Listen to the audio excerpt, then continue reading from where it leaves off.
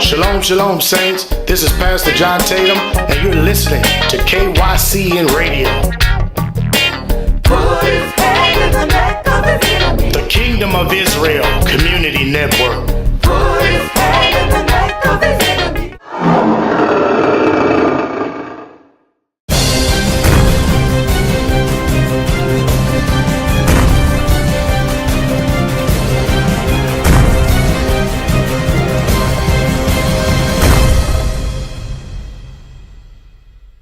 Subscribe and click on the bell icon today and receive weekly updates of news and events, and all new apostolic and prophetic revelation from Shaleakh Yashah ben Yeshua.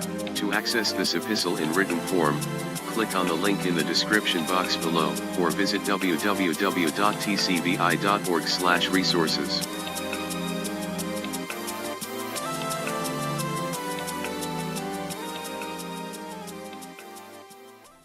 Hebrew Eschatology, Part 1. Yashah, a servant and royal emissary of Yahuwah our Father, and Yahushua our Messiah, to the holy nation, greetings. My beloved brethren, in this final hour of darkness and end-time confusion, my spirit rejoices in the knowledge that Abba Yah is bringing the children of the promise to maturity in HaMashiach. The renewed light of YISRAEL is beginning to emerge as a beacon to the nations. Surely, at this season of our deliverance, the ancient end-time prophecies are being fulfilled in our midst, in glorious fashion. And yet, despite the fact that there remains much cause for rejoicing, and so many reasons to be thankful, the truth is, that even now, much of Israel remains unknowingly plunged into deep prophetic darkness. And much if not most of this darkness is sustained by a sensationalized media-driven caricature of eschatology, or the study of end-time events. As we all know, a very familiar prophecy from Yahushua himself, delivered on the Mount of Olives in Jerusalem, is recorded in the Synoptic Gospel of Matthew, chapter 24, and is commonly referred to in Euro-Gentile teaching as the Olivet Discourse. This famous prophecy is the Master's response to two very familiar questions from his disciples. Tell us, when shall these things be? And what shall be the sign of your coming, and of the end of the world? Matthew 24, 3b. And of course, the Synoptic Gospels of Mark and Luke include accounts of this discourse as well. These versions differ slightly from Matthew in recording what Yahushua and his disciples actually said, and represent further testimony on the matter, so that the message is established in the mouth of 2 or 3 witnesses, as it is written. The context of the discourse. Without question, approaching a matter within its circumstantial framework is a basic tenet of Hebraic thought and sound biblical research. And clearly, this basic principle is one that early 20th century prophecy teacher Cyrus Scofield, along with his modern-day counterparts Hal Lindsey, Tim LaHaye, and others, have failed to consistently apply. And in so doing, these wild olive branches, in their abuse of divine grace, and violation of national order, have reached dogmatic, and grossly inaccurate conclusions. Therefore, we as Hebrew Yisraelites in HaMashiach, must reaffirm the fact, that determining context, as in who, what, when, where, and why, is an indispensable principle of sound research. And so, as we proceed with this matter, let us carefully reconsider the setting, and the situation, of Yahushua's prophecy. Otherwise, we can only continue to distort, and thus fail to grasp, its true meaning and intent. Just recently, a dedicated and highly respected elder in YISRAEL offered a post in the KYCN Facebook group that included the following statement. Quote, "The initial question of Matthew 24 was in reference to Yeshua's promise that he would leave and come again. It was a question about the future." Unquote. This statement reflects the widely accepted point of view of quote futurism, a profound misunderstanding of eschatology, embraced within institutionalized Christianity, and far beyond. Even to the point of being the current consensus view among the Hebrew Yisraelite aware. Salah. In fact, in virtually every faith community that calls on the God of Abraham, the commonly held doctrine concerning the end times is that the abomination of desolation, spoken of by Daniel the prophet, is part of a divine global judgment to come. This alarming pseudo-scriptural consensus continues to persist, despite the witness of none other than Yahushua himself.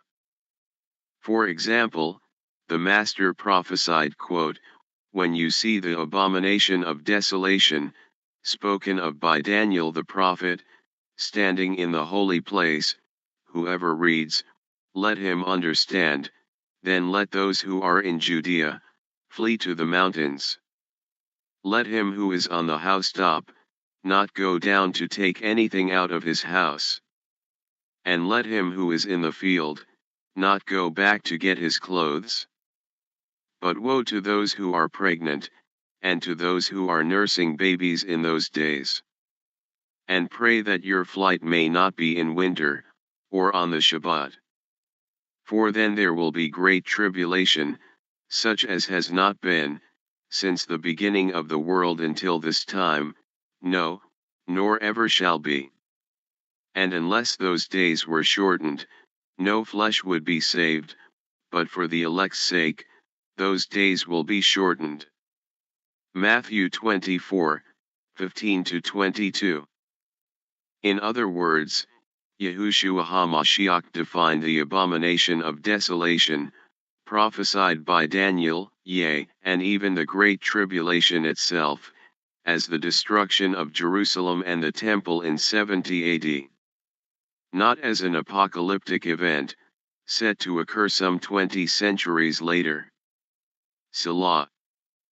And so my beloved brethren, as an elder, and an emissary of the royal house in Yahushua, charged with the sober responsibility of feeding and defending his flock, I have faithfully and meticulously re-examined the entire record of this prophecy, to determine if the commonly held, so-called dispensational interpretation, is actually according to the manuscript, and thus, according to the will, word, and works, of Almighty Yah. A second coming in the 1st century. Starting at verse 1, of Matthew 24, we read, "And Yahushua went out, and departed from the temple, and his disciples came to him to show him the buildings of the temple. And Yahushua said unto them, Do you not see all these things? Verily I say unto you, there shall not be left here one stone upon another, that shall not be thrown down." And so, let it be clear from the outset, that the actual context of the disciples' questions was Jerusalem, the temple, and the prophesied destruction thereupon. According to the text, what the disciples actually asked Yahushua was when would the temple be destroyed, and what the sign of his coming in judgment would be. Nothing more. Now, as we all know, Peter dared to rebuke the Master at one point, foretelling the disciples of his crucifixion, that was soon to come.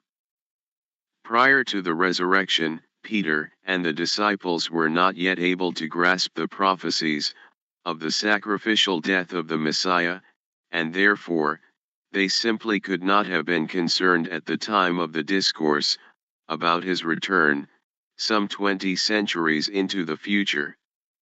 Selah. At that stage of the movement, the disciples of Yahushua had absolutely no concept whatsoever of a second coming in glory as we know it today. The truth is, the disciples were simply looking for their own opportunities to shake off Roman rule, and come to power with Yahushua, during their own lifetimes. Yachanan John 16, 16-18. So then, just exactly what "end of the world" was Matthew referring to? Comparing the accounts of the same event, in the other synoptic Gospels of Mark and Luke, yields several key clues. In Mark, for example, the disciples' questions are recorded like this. Now as he sat on the Mount of Olives opposite the temple, Peter, James, John, and Andrew asked him privately, "Tell us, when will these things be? And what will be the sign when all these things will be fulfilled?" Mark 13, 3-4. Notice that in Mark's account, he records that the inner circle of disciples asked Yahushua, when the temple would be destroyed, and what would be the sign that indicates the imminent fulfillment. No mention of the end of the world. And furthermore, in Matthew's account, the word world was translated from the Greek word aion, which simply means a set period of time. In other words, not the end of the world, but the end of an age. Selah. In Luke's Gospel, the same questions are recorded on this wise. And they asked him, saying, "Master, but when shall these things be, and what sign will there be when these things shall come to pass?" Luke 21:7. Notice, my brethren, that 2 of the 3 witnesses to the actual event don't write anything at all about the end of the world, the so-called third question. So then, are the 3 synoptic accounts inconsistent, or contradictory? In context, the reason Mark and Luke didn't mention the end of the world as Matthew did, is simply because the disciples were not asking that question. The truth is, all 3 synoptic Gospels are virtually identical in their meaning and recording of the discourse, and in the questions that led to it.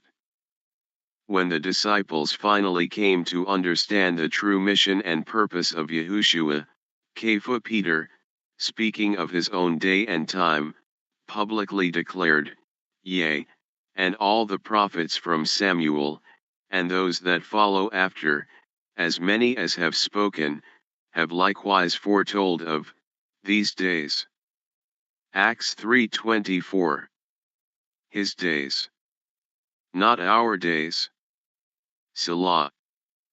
The truth of the matter is, the end of the age, and the coming in question, is the judgment of the Aaronic preeminence of liturgical rituals, that were replaced by YAH, through HaMashiach Yahushua, with the tabernacle of Dawid, and the order of Melchizedek, just as it is written, Amos 9, 11-15, and Acts 15, 13-18. Again, according to the manuscript, the true reason the disciples wanted to know when the prophesied destruction was coming, and the sign of his coming in judgment, was so that they might know when their own anticipated kingdom rule would begin. Hebrew prophetic terminology. My brethren, in our quest to fully grasp the so-called Olivet Discourse, having a clear understanding of Yahushua's use of prophetic symbolism, is also of paramount importance. After all, at one stage of his earthly manifestation, our Savior was a Hebrew Israelite student of the Scriptures, along with his fellow countrymen. And therefore, his manner of prophetic expression was decidedly Hebrew, which was, and is, filled with metaphorical and symbolic references. And as such, much of our division and confusion concerning the end times is rooted in what has been referred to among Gentiles as, quote, biblical literalism. In reality, the popularized, sensationalized, prophet-driven end times hysteria of the, quote, second coming is written in the Scofield-influenced doctrine of the Olivet Discourse, but not in the Holy Manuscript itself. To fully grasp the actual coming that Yahushua's disciples were concerned with, we must carefully reconsider his declaration of divine judgment upon Jerusalem, recorded in the chapter preceding, Matthew 24, where the actual events leading up to the discourse are recorded.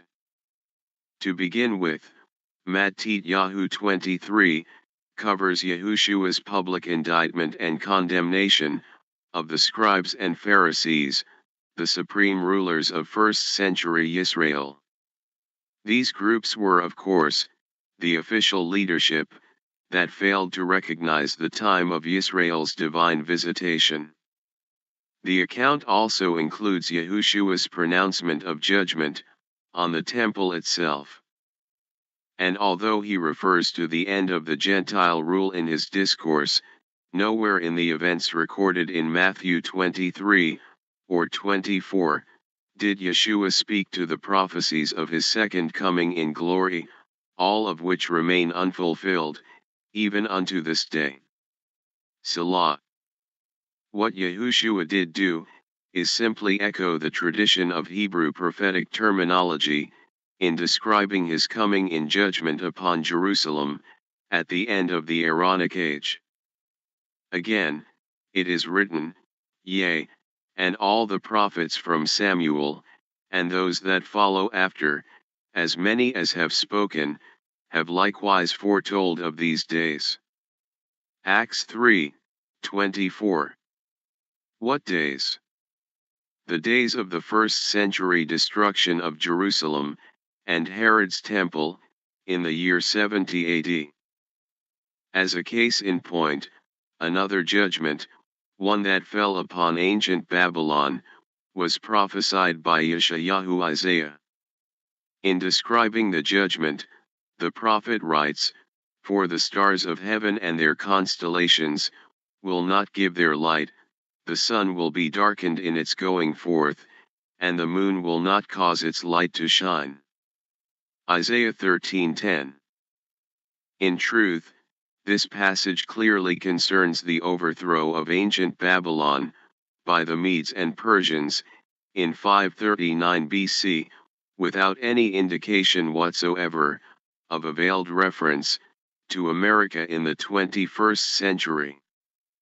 Again, there are many references to America in modern Gentile eschatology, but absolutely nothing in the actual text suggests that anything other than Rome and the Vatican represents the great harlot described in the book of the Revelation.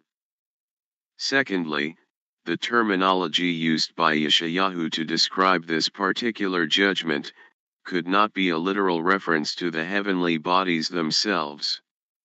Surely, if those words had been literally fulfilled at the destruction of Babylon, the ancient historical record, both biblical and otherwise, would undoubtedly have included any such events. The truth is, in keeping with Hebrew Yisraelite tradition, the prophet's reference to the sun, moon and stars, not giving their light, is nothing more than Hebrew prophetic terminology, expressing the extinguishing, if you will, of wicked Babylonian rulership. And certainly, as one would expect with Hebrew prophecies, the use of this common celestial symbolism is equally the case with Yahushua's end-time discourse. Just as when our ancient father Yosef told his brothers of his dream, the lights of the firmament in the Hebrew mind, beginning with the creation of the heavenly bodies, recorded in the book of Genesis, without exception, represented governmental principalities and powers. Selah. Finally, my brethren, as you know, of the four Gospels, the Gospel of John, or Yochanan, is rightfully set apart from the Synoptic Gospels. But beyond the unique spiritual insight of John, into the life and mission of Yahushua, what has been purposely hidden from our understanding, and largely overlooked among the household of faith at large, is the underlying reason for this seemingly strange omission. Notice that despite John's presence that day, there is no reference of any kind to the Olivet Discourse included in his Gospel. A very revealing omission indeed. Also notice, brethren, that Yochanan HaShaliach, the Apostle John, is also the writer of the book of the Revelation of Yahushua. Behold, O YISRAEL, the astonishing hidden truth is, that the book of Revelation actually includes John's account concerning the events surrounding the destruction of the holy city in 70 AD. Selah. This amazing prophetic truth will soon revolutionize our understanding of end-time events. Our divine reintroduction into Hebrew eschatology will allay our fears, break down our divisions, and greatly inform our emerging new kingdom government and ultimate repatriation to the land of our fathers.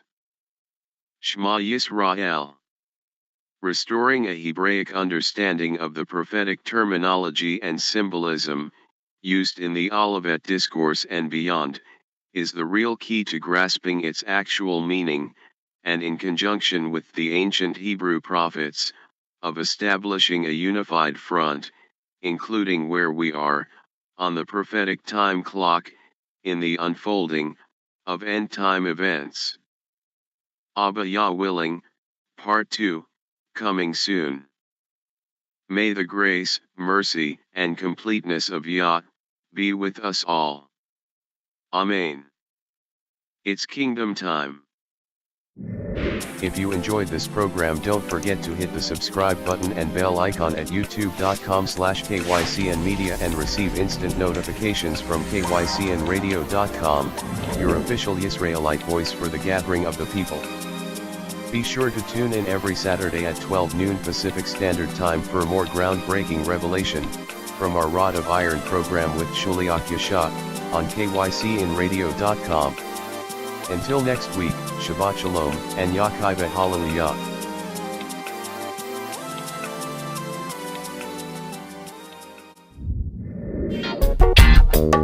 Shalom, shalom, saints. This is Pastor John Tatum, and you're listening to KYCN Radio.